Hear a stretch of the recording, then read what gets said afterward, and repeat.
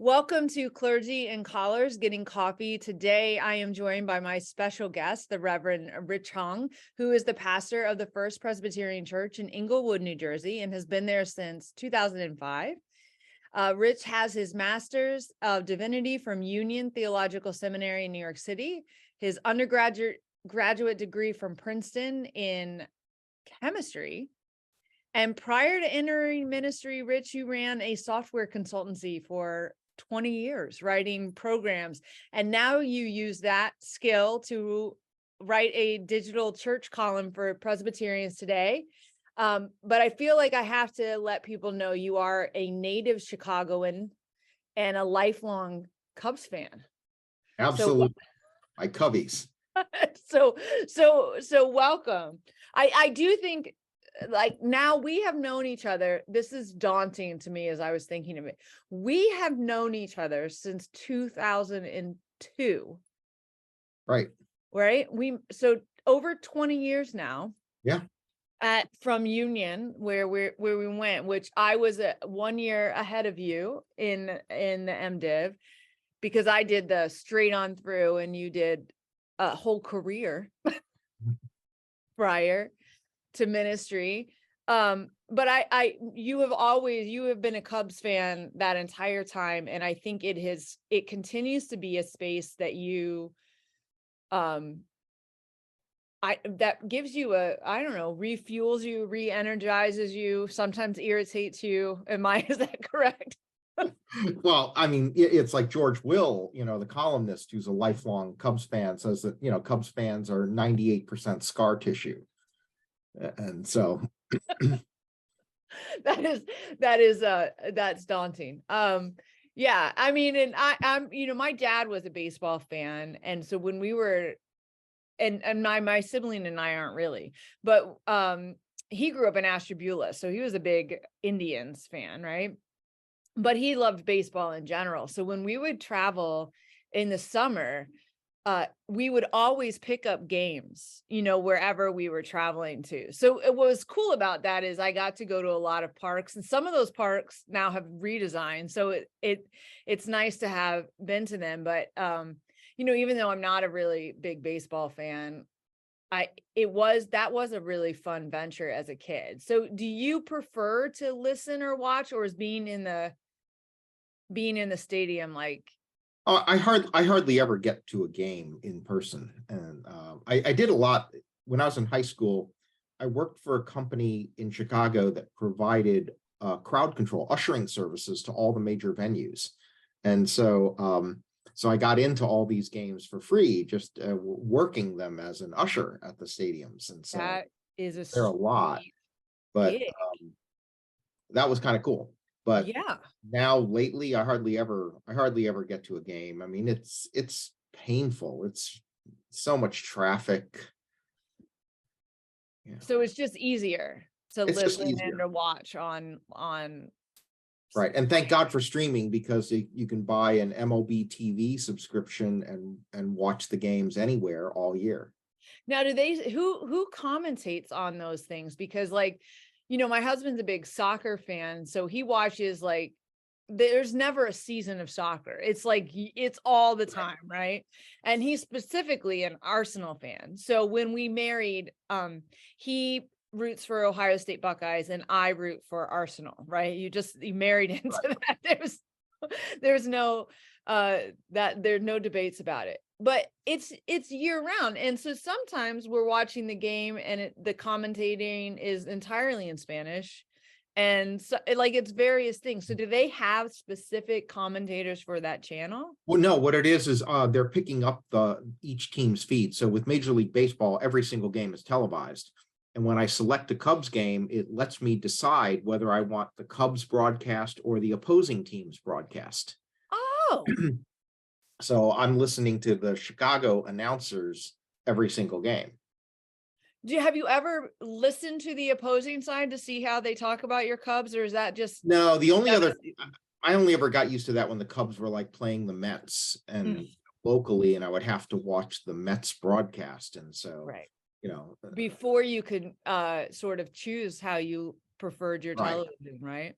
And there's a very different style. I mean, from city to city, there's a very different style. New York announcers are kind of known for, and I guess the New York audience actually prefers a little more objectivity in the announcer. Okay. Huh.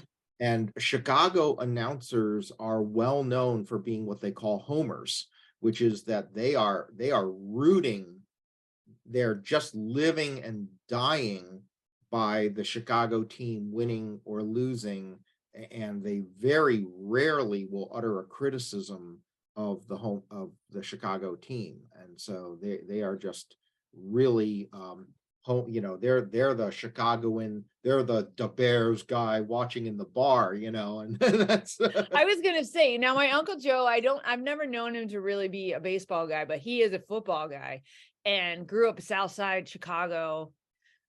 He's 90 now. But Bears for sure. Like, it is hardcore, generationally. Like, his kids were not raised in Chicago, their kids were not raised in Chicago. They are all Bears fans. Like, it is fairly I don't know, those things get passed down in the genes. I don't know how that happens, but it's interesting hearing it. Like, we're having this conversation about baseball, but I kind of feel like COVID kind of launched churches into the same realm. Of course, there were people who are already doing what we refer to as televangelism prior to COVID, but now you can really watch a whole bunch of stuff, and you're a online church watcher guy, right? Yeah, I mean, we started live streaming in 2017, so Okay. we were ready. And the reason we had started was because that was clearly the way things were headed.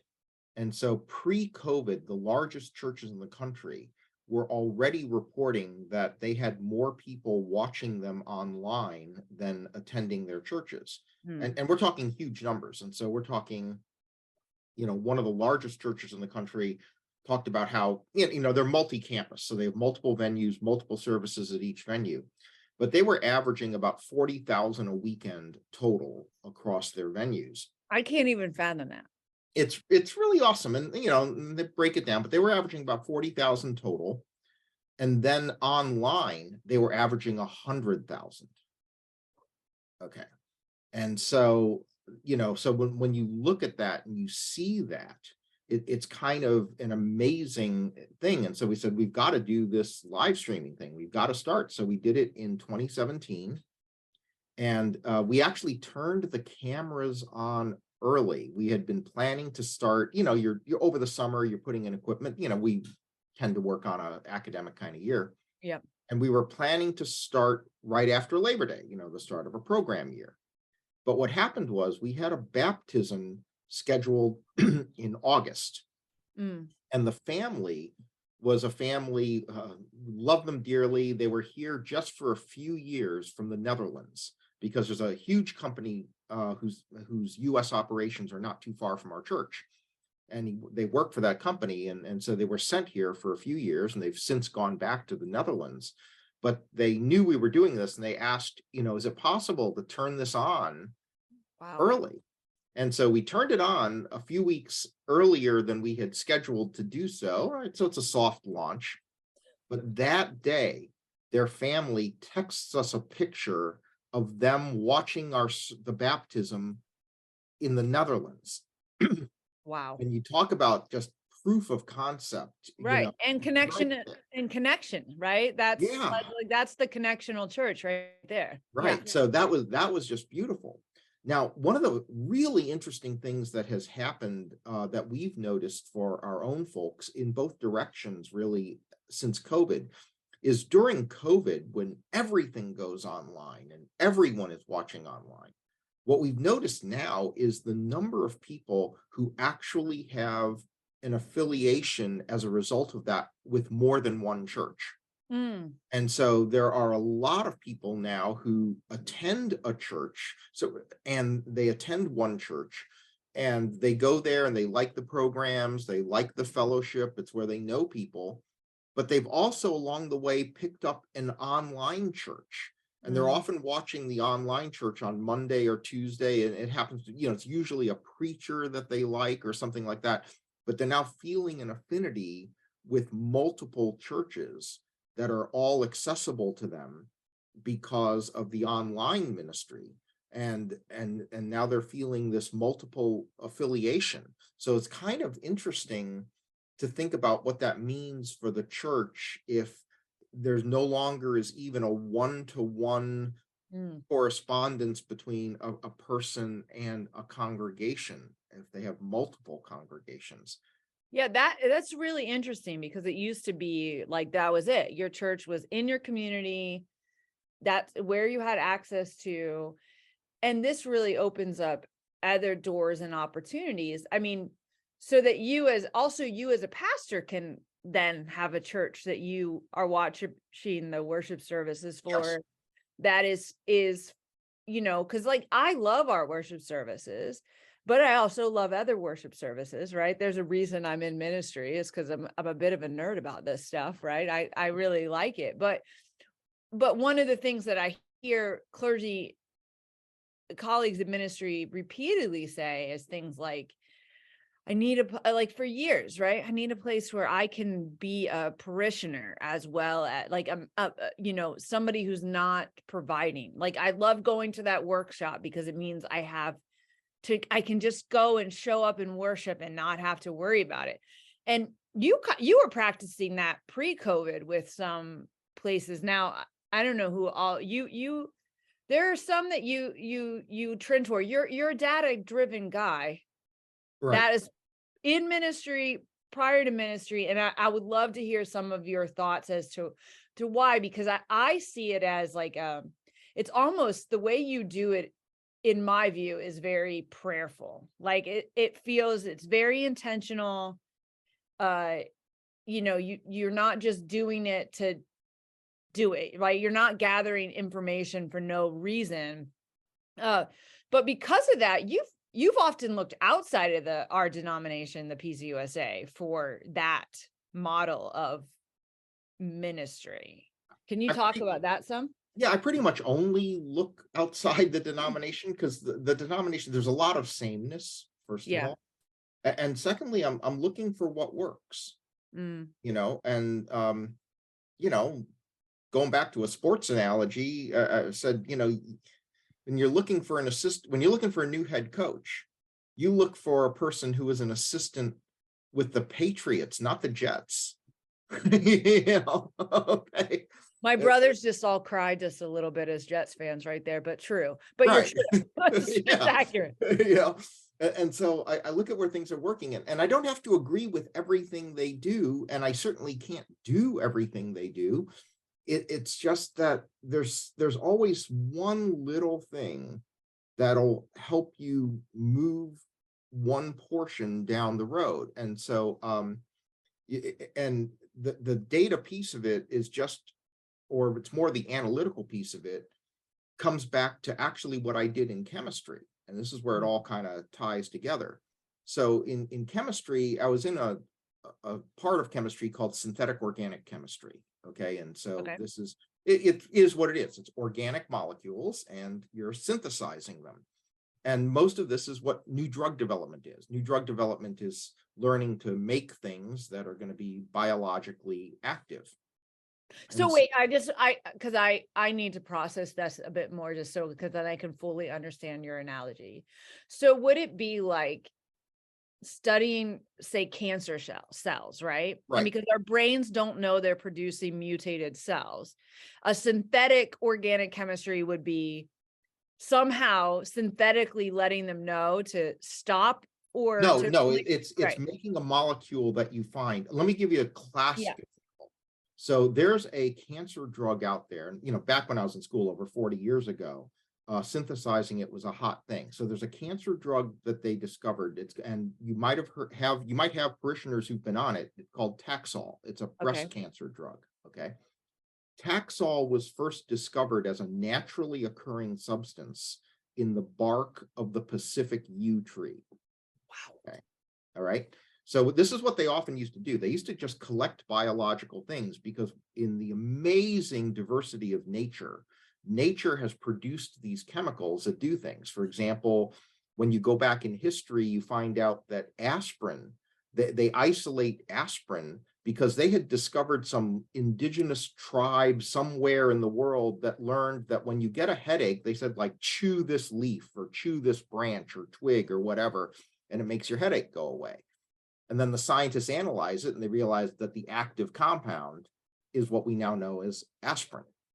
So there's this compound that they found was bioactive against a certain subset of breast cancer cells, and it was isolated from the bark of a Pacific yew tree. The problem is there aren't enough of those trees. If you're going to treat enough cancer patients, you'd basically have to cover. So then you're deforesting, right? Yeah. You're just eliminating everything. Okay. Right. Okay. And so in order not to do that. Right. And you just can't make enough trees. You can't dissolve enough bark. You just can't do it.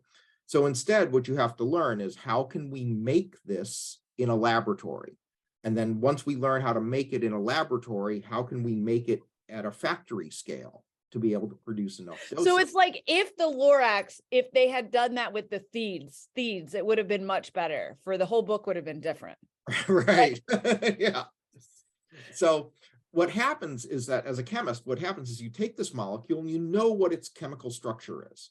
Okay. And so you throw it up on a board, and then you look at the things that are in it and you say, how would I make it? How would I create it? And this is what's called retrosynthetic analysis. You start with the end and you work backwards. And so a chemist looks at this and says, well, this part over here is kind of tricky, but if I had A and B, I could make this out of A and B. The problem is A and B don't exist. No one knows how to make A and B either. So then you take A and B and you go, well, how would I make A? And you go, well, if I had C, D, and E, I could make A, except C, D, and E don't exist either. Okay. And so you go, well, now, and then you keep working backwards until you get to things that you know how to make or you can buy off the shelf. Those analyses are often 26, 27, 28 layers deep.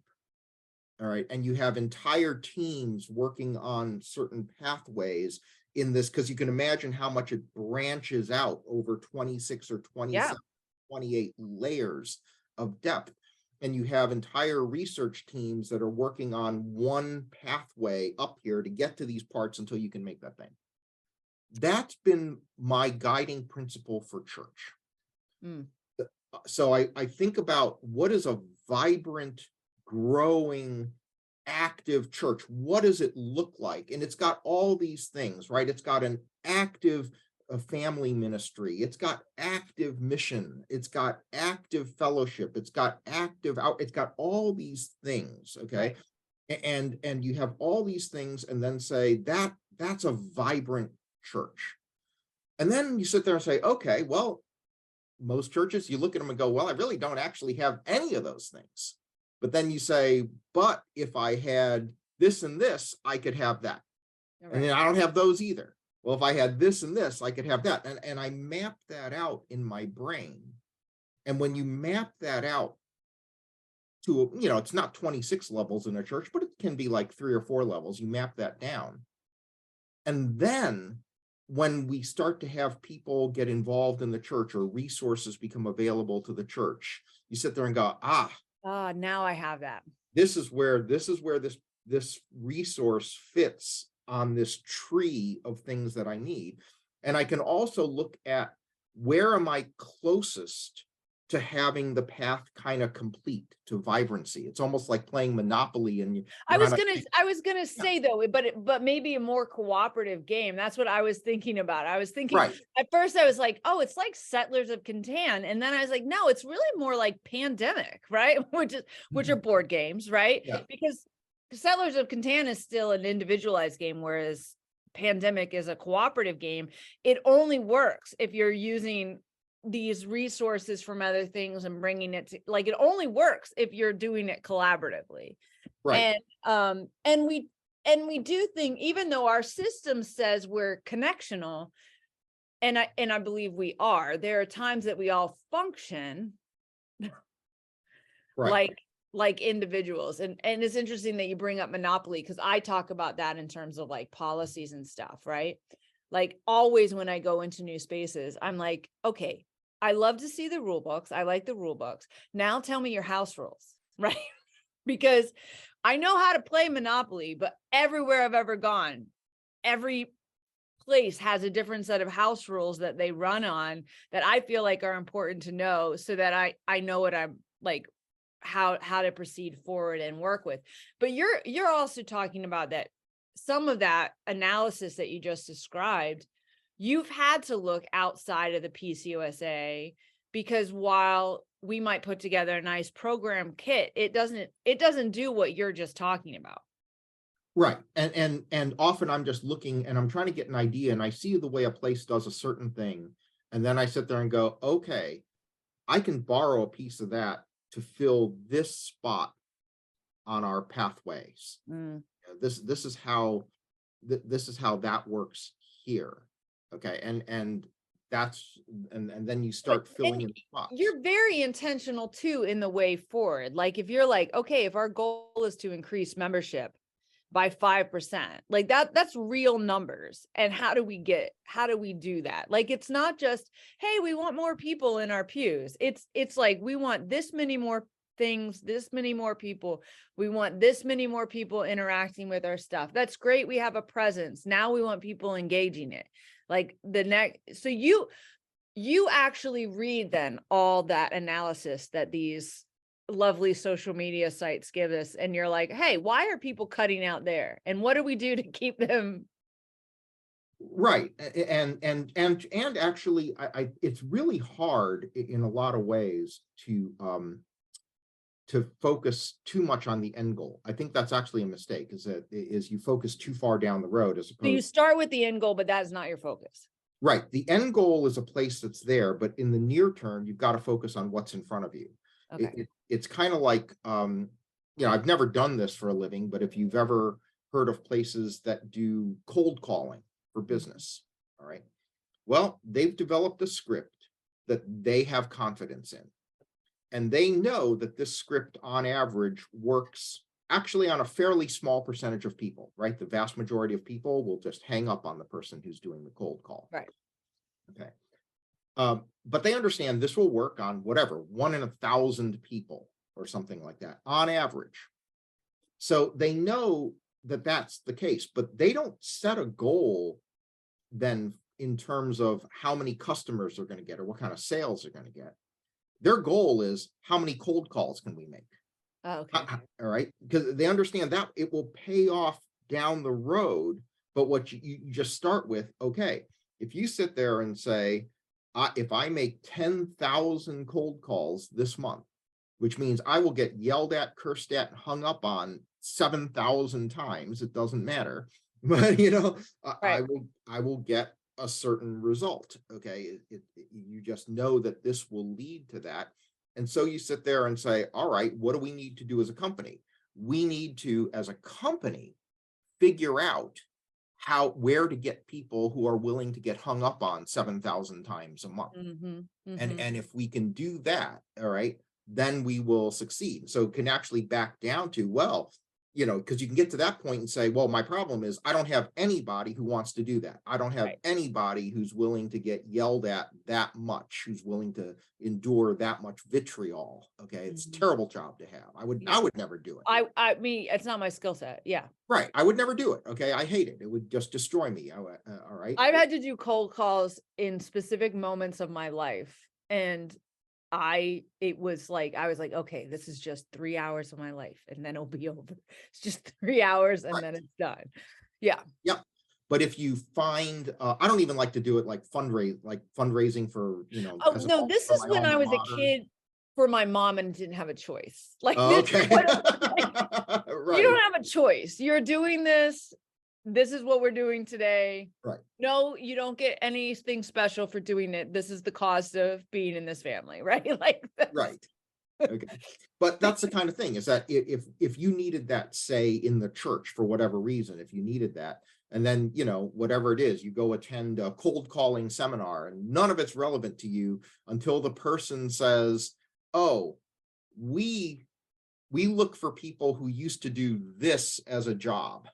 And we found out that people who used to do that as a job, and it's a dying industry, transition really well into becoming cold callers. And you go, ah, great. Now I know where to go find them. That's what I'm going to look for. And so that, I mean, biblically, that's sort of the model of like, go and knock and then shake off the dust of your feet, whatever, and move on to the next. That's like biblical cold calling.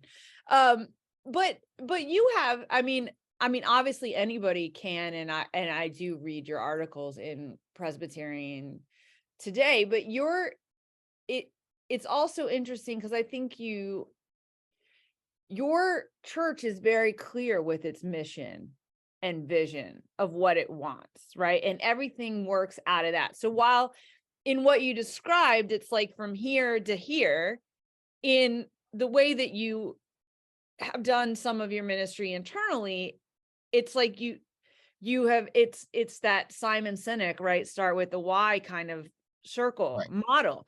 I mean, your why is very clear, and then everything else comes out. And it's not just clear to you and your ruling elders. You have made it abundantly clear to like your church members are very clear with that. Can you talk about what are some of the processes, or what are the ways that you do that, or why was that? I realize this is like 3 questions, but why was that important? How did you what did you look at to do that? And how has that affected now your ministry? Well, I think it's mostly just a matter of repetition. And so this was just something that I learned back in my business days. All right. It was an advertising person who told me a very simple mantra. He said that clients get bored with their campaigns before the public does, because the client pays attention every time their ad comes on. Every time their ad runs in a magazine, their client looks for it. Everyone else is skipping past it and doesn't notice. And so he said, whenever a client calls me and says, do you think it's time to freshen up our ad? He said, that's when it's beginning to work. Okay. So being willing to repeat your values, repeat your direction to the point where you're thinking to yourself, oh my gosh, people must be just rolling their eyes at how often we say this, how often we talk about it. I guarantee you that's the point where the people are actually noticing that you're doing it at all. Okay. Right. And so that's one of the dangers, is that a pastor sits there and says, oh, I talked about our values, but I did it for like 3 weeks in a row. Everyone must have heard it by now. It's like, come on. Every one of us in churches has the complaint where you announced it in the bulletin, you announced it in the newsletter, you announced it in church, and then the person says, I didn't know that was happening. Yeah. Okay. Yeah. And they're in your church, right? These aren't even the people on the outer, right? These aren't even the people peeking in through the windows. These are like people who are in the pew. Right. And they didn't notice. And so they didn't know. So that's gotta be your clue of just how much ad nauseum repetition there has to be in order to communicate values, in order to communicate strategy and direction. And then it's my fundamental belief, and this is the bottom line, is that I don't believe that the Christian faith, is just a nice little add-on. I believe it really makes your life better. Right. And I'm not talking just about the old-fashioned, if you died today, did you know where you're going to go? No, but that has never been my, like, in talking with you or hearing you or seeing you preach, has never been what I would say has been your focus. Like, it's not about eternal, like your focus isn't, that will happen, and you're not in charge of that. Right. Not in charge of that. And that's fine. But what does change is when you know there's a loving God who cares about you, who you can have a relationship with, who wants the best for you and is giving you guidance about how to achieve that in your life so that you can go forward in life and just have better relationships and have more confidence that you can trust God with your future, and have a moral center that says, okay, here's what I want to do, and here are the boundaries within which I'm willing to do it because I want to be a good person. Okay, all of those kinds of things just enables you to live such a more fulfilling, meaningful, life, because it's God directed and God led. And I believe that's of such value, such real practical value, that you can go out there in the world, and that makes all the difference in the world, right? With any person. If I'm, like the old joke goes, right, and past pastors, we're in sales, not management. And Yeah. and Yeah. and the question for any salesperson is, do you believe in the product? Do you use the product? Do you believe in the product? And you're not just selling it because you want the commission, but you genuinely believe that your customer, will benefit from having the product. That's all the difference in the world. That it's interesting, as I recall a conversation I had, well, probably 20 years ago with somebody who, so it was before I was married, before I had kids, before I was ordained, like all of that.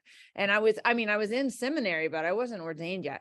And I remember somebody asked me, like, okay, one day when you have children, are you going to be really mad if they don't believe like in God the way you do? And I was like, I paused and I was like, well, first of all, the God I do believe in, my belief is not what makes God exist, right? God exists. Right.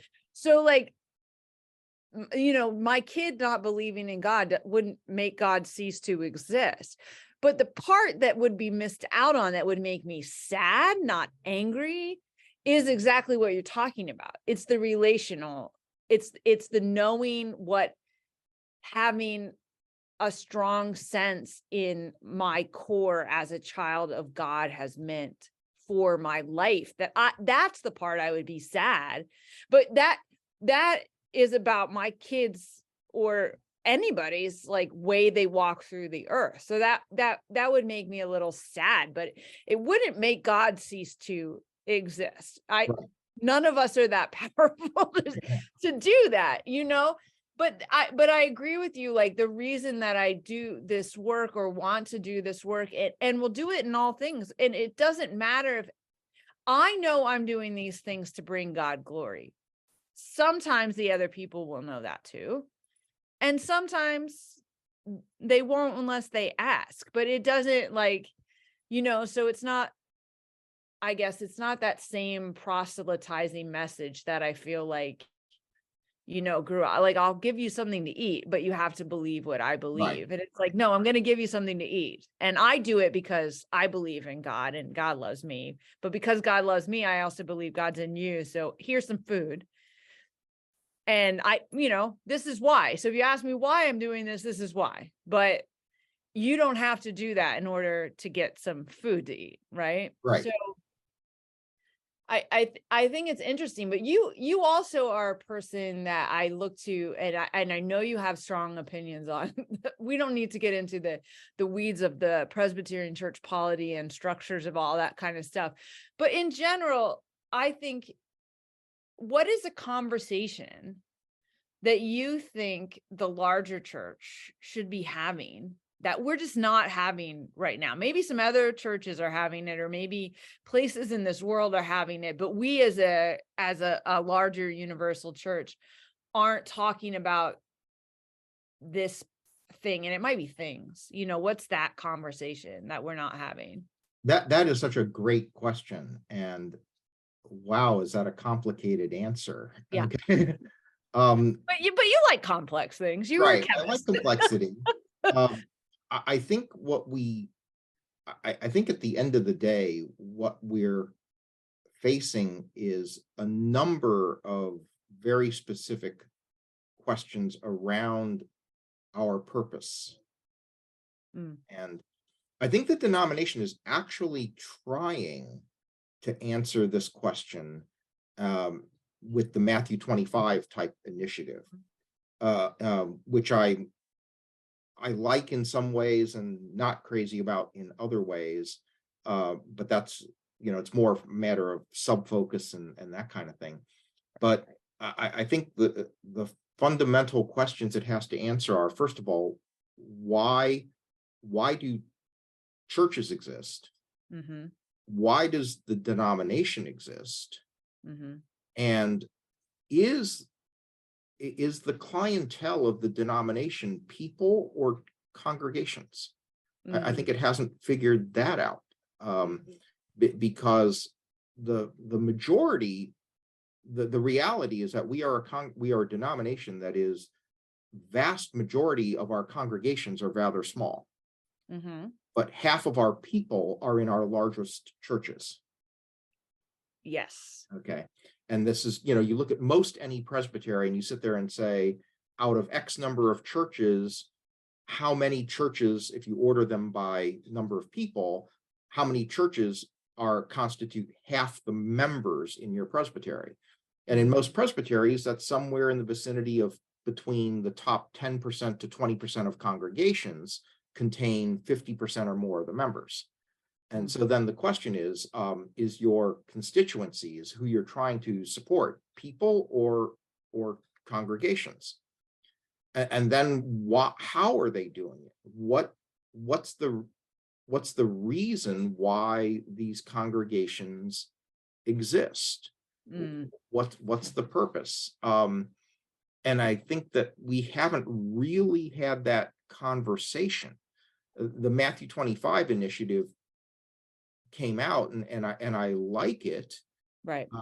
But I'll tell you that one of the things that I always talk about when I give presentations on our own church ministry is that my favorite verse in Matthew 25, in the section they focus on, by the way, you notice they don't focus because on it's the whole to the end. Yeah. Right. But my favorite verse in the part they do focus on is, I was in prison and you visited me. And the reason why I think that's so important is because the person is still in prison. Mm-hmm. It wasn't, I was in prison and you busted me out. Right. I was in prison and you bailed me out. I was in prison and you overpowered the guards and helped me escape. At the end of the visit, the person was still in prison. Mm-hmm. And so the piece of it isn't necessarily about, I'm going to solve your problem. Oh, It's, I'm going to come alongside you and care about you in your problem. now you're like, that's a whole thing, right? Of like, how do we sit with people and actually just sit with them and bear witness and be present, versus somebody sharing with us or us going somewhere and like fixing it. That's a whole different scenario, right? Right. And that's the thing is what I've actually argued, and this may be strange from a person who loves megachurches, but megachurches are actually really good at understanding the importance of, at a certain level, being extremely personal. All right. The issue isn't small versus large. The issue is personal versus impersonal. And you cannot sit with someone without being able to be personal with them. When you sit with people, it's very deeply, intimately relational. And we have a lot of churches that are small, but not intimate. Okay.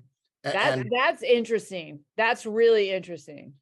So keep going on. That's all I have to say about that right now. And whereas the largest churches they often have a small group model, right? So they're based around small groups, because the idea is that, yeah, we're not going to get intimacy at a mega church level, but if we're composed of hundreds of small groups, what we expect is that intimacy is going to happen in those groups of 8 or 10 or 12 sitting in someone's living room. And our goal is to foster the idea that everyone's going to have a place where they can develop Christ-centered intimacy with others, people who will sit with them when they're in prison, who may not solve their problems, but when they're in whatever kind of prison of their lives they feel they're in, someone is there to visit them and sit with them. And I've seen small churches that don't understand the intimacy. They're actually not intimate with one another. And it's also really hard to do that. If you're 40 people, that's too many to be intimate with. 40 is too big a group. 40 should be thinking of themselves as 4 intimate groups of 10, not a single group of 40.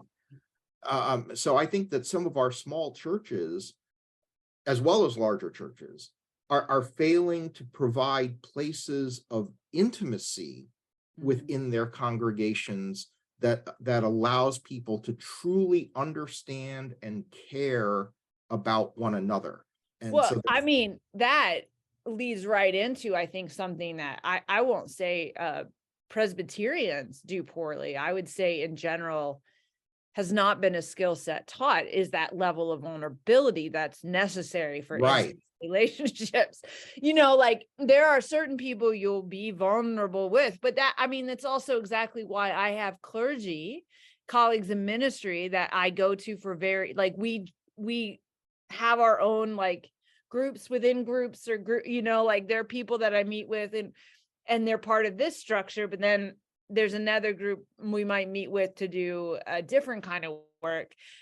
Because oftentimes I was saying that in the pulpit is a place I feel like I can be vulnerable. And I don't mean like, I've said this before, like it's not telling my worst horror story. It's not oversharing.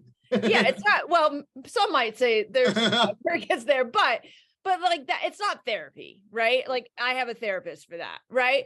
And I have good friends for that. So like my friendships don't come like, and we're talking about those friendships of like people for whom that is the primary role, right? I am friends with people in my congregation, but my primary role is pastor. Right. And so you need to have those groups within groups, and how do you develop that? But I think modeling what that means to be vulnerable, because I think sometimes we spend a lot of time talking about issues and less about behaviors in a way that has been detrimental to some of the relationships in the church. Has made some go away, and people go, I don't want to be intimate with those people. I don't want to be vulnerable with those people, because when I was, they spit me up and chewed me out. Right. And so now like rebuilding that trust is really hard, but trust building does happen on this micro level. Right. And we're not being trained to foster that. I mean, you think about in our system, right? We're told that we're not members of our local churches. We're members of the presbytery. Correct. Now, I don't know about your presbytery, but I've yet to see a presbytery that's really effective at creating safe spaces for pastors to be vulnerable with one another. I will tell you, a presbytery meeting is not a safe space to be vulnerable. Okay. No, it's not. But I mean, that gets me like, I'm like a thorn in the side, because there are other people in my presbytery agree with it. But I was like, okay, but if I'm a member of the presbytery, then shouldn't I be paying my per capita to the presbytery? Like, why are only my members paying a per capita? If I'm a member here, like instead of continuing, because we have a fairly high per capita in our presbytery. And I'm more like, hey, before we raise that another cent for them, why don't we think about asking the 50 or whatever clergy to pay a per capita? Because if it's just about money, right? But is that also a sign of my buying into the membership? Would I feel more inclined? I don't know. I don't know that money's ever done that for me personally. Money is not like where the basis of some, but you're right, of those relationships are, but you're right. Like at a presbytery meeting is typically not a place where we model vulnerability. I remember doing that exactly one time at a presbytery meeting. Maybe twice, if you might push it on to one of the worship services I led, right? Because I talked, it was about our camp, and I talked specifically about camp being life-saving. For some of our people, camp is a life-saving measure. And our churches can be that way too. But you're right. In general, it's not, you know, it can be a little gossipy, and it can be a little, and I'm as guilty of that as the next person on those things. But yeah, it's so where do you go to learn that? If that's part of the work that we do, then where do we go to learn how to sit in the muck with somebody without having to clean it up? Yeah, it's really hard, but that's the essence of most small group ministries Mhm. that exist, that are out there, and small group curricula and small group training that is provided to people. And it's the idea that that's really where they want people to end up. And one of the big mistakes, or not mistakes, but one of the big misunderstandings of mega churches and their big showy worship and all that is, in our churches, we're so wedded to the idea that the game is on Sunday. We're like the NFL, man. The game is on Sunday. Okay. Sunday's the Right. game. And for mega churches, Sunday's not the game. Small groups are the game. Mm. Right?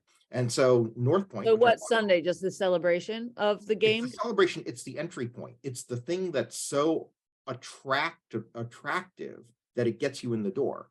And so what Andy Stanley at North Point, I follow him all the time. Well, you took me to, I mean, your words encouraged me to go check that out myself. And it uh, was delightful. It was great. But yeah, yes. and what he says is that worship is the foyer of your house. Mm, Worship is the foyer. And what's a foyer? A foyer should make everyone feel welcome. It should say, come on in. Your foyer should scream, enter. Okay. right. And then he says, service is the living room. Mm, The living room is service. Okay. And so, like, you go to a friend, you start to get together with other people, but you're not really intimate, but you're alongside them. So he said, right. service is like you go over to a friend's, not a friend, but you go over to you're invited to someone's house for dinner who you don't know that well. Right. And where do you sit? You sit in the living room. They welcome you in the foyer and sit in the living room. Small groups, he says, is the kitchen table. That's where you're friends. You don't sit with a friend in their living room. You sit in the kitchen.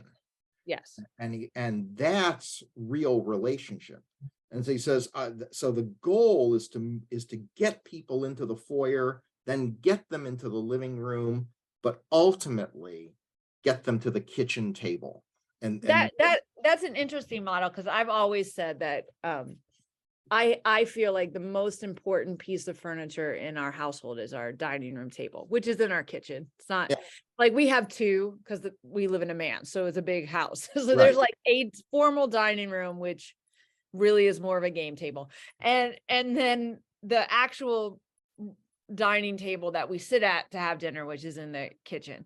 And growing up, that was the place, right? That was the place where we learned how to be vulnerable. We learned how to have discourse. We learned how to cry and get mad and do all those things, and like go through the whole process, share ideas, show love and affection, and it was really a place where that day-to-day living with people, which is where the relationships are, right? Relationships, I think, a lot of times are in our day-to-day. And sometimes you never know who was going to show up, but there certainly was going to be room at the table to welcome them in if they had, which might be a little different than what Andy Stanley is talking about. But that communion table, if you want to say it that way, like that level of intimacy, is really, it's really essential to provide you with not only the physical food you might need, but the spiritual nourishment you need in order to venture out after you leave that space, to feel like, okay, that did it. That refueled me. I understand why I'm doing this work. Oh, I have a place I can fail miserably and people will still love me. Like, I have people who are there for me with this sort of process, or can help you articulate. I think that's really, really important. And when I ask my members about why they're there, that is exactly the answer that they'll give. It's about the person that showed up when mom and dad died. It's about the person who, came and sat with them during their cancer Right. treatments. Yeah. And that's why I think it's so important, in the Matthew 25 thing, not to get fixated on the I was hungry and you fed me. But that's why I focus on I was in prison and you visited me. Because I think that we have to not, because you can get that savior mentality if you start to feel your job is to solve people's problems, as opposed to sit with them. And if you can bring a solution to bear, that's great, but the thing is showing up. And so the way we do prayer requests on Sunday, for instance, is all of our prayer requests are texted in, and then we read them aloud in service, whether you're in the space or not. But that way people who are watching online can participate in real time. But all those prayer requests that are texted in go to a text mailbox that we have through a texting service, and our deacons pick that up and respond personally to each and every prayer request.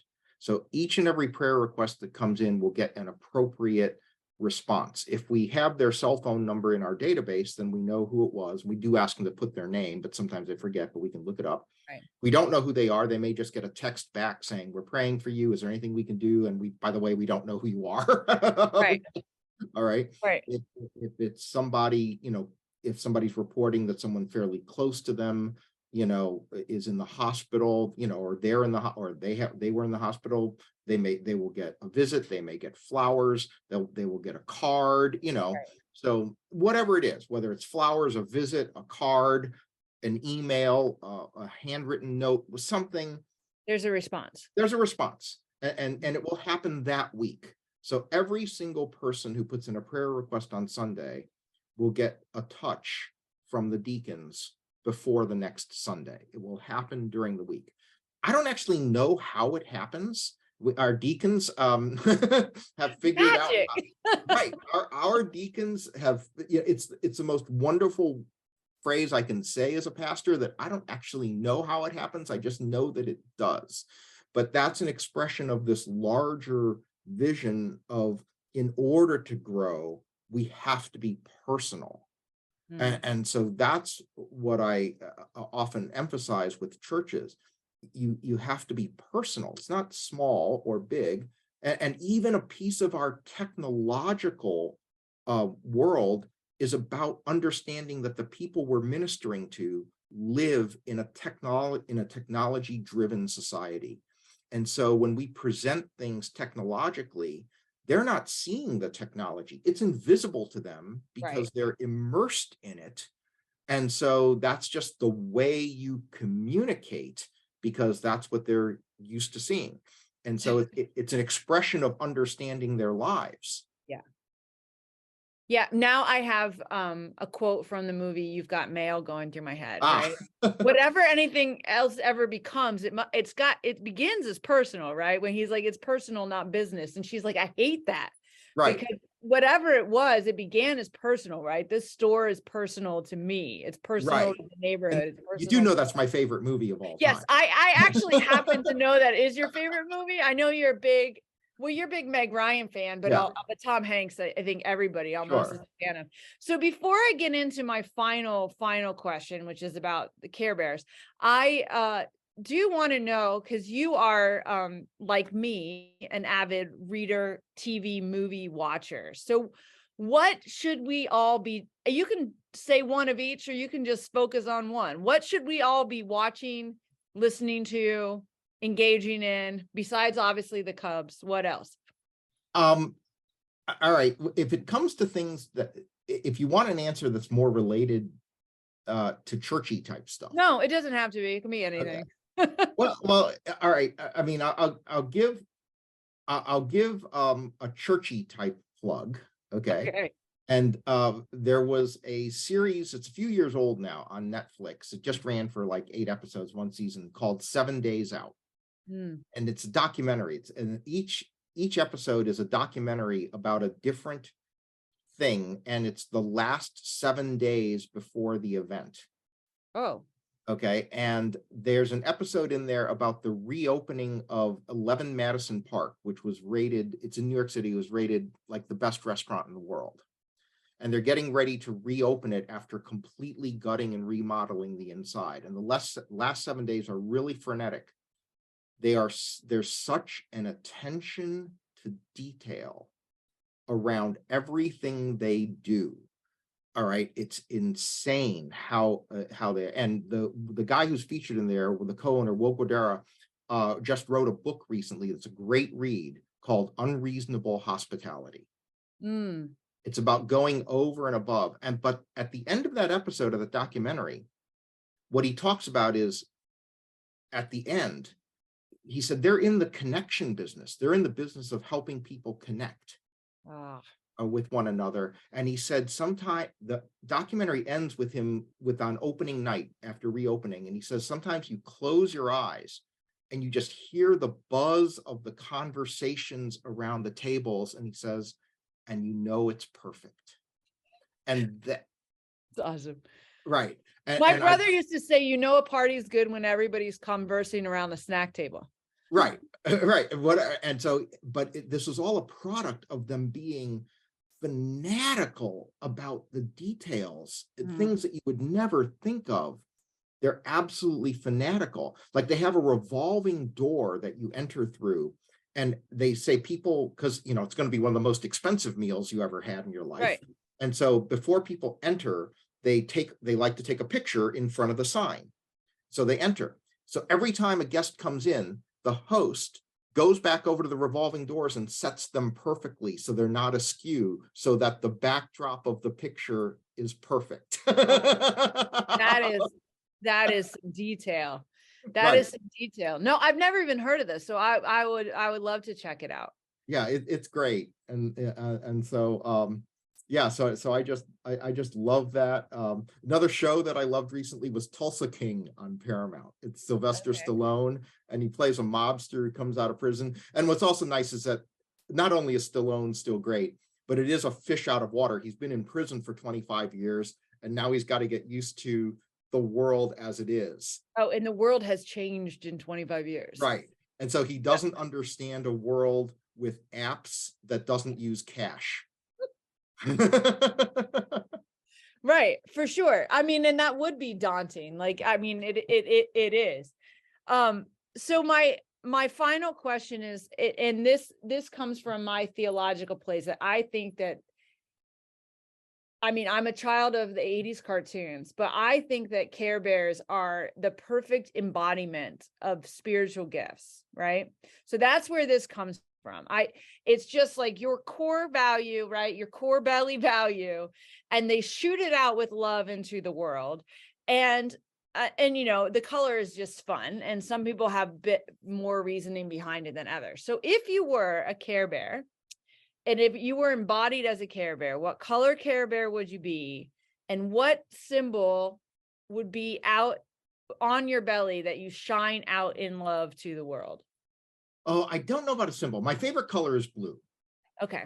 Okay, so blue is just my favorite color. A particular hue, like, or is it pretty much anything that's blue, although I tend toward bluish gray. Okay. Okay. In terms of Care Bears, I think Grumpy is blue. Yeah, Grumpy is blue. And I'm definitely Grumpy. In fact, this past Halloween, my costume was Eeyore, who is also blue. Yeah, Eeyore's also blue. A gray blue, right? A little, right. You know, a little sad, but I that's a great image, because there's space in all worlds for that. And I do think like sometimes there are feelings that people aren't comfortable with, that they think, oh, I need to not have that. But I love when we have models of saying, yeah, that's all right. Come as you are. And it's all right if you're a little grumpy, or it's all right if you're a little sad, or a lot of sad, you know? And I love that in these worlds of basically carefree and fun, there are always these reminders that is not everyone's baseline, right? One can have joy without a smile on their face and being happy. Like, those aren't the same things. So there's a grumpy bear. So would you take his cloud or I don't know. Yeah, I don't know. I guess Care Bears are gendered. So would you take their cloud symbol? Yeah, I've been told that if you show me a silver lining, I'll look for the cloud. And so, and in a way, that's kind of what motivates me. Yeah. I've always said that my goals in life are goals that I will never achieve, because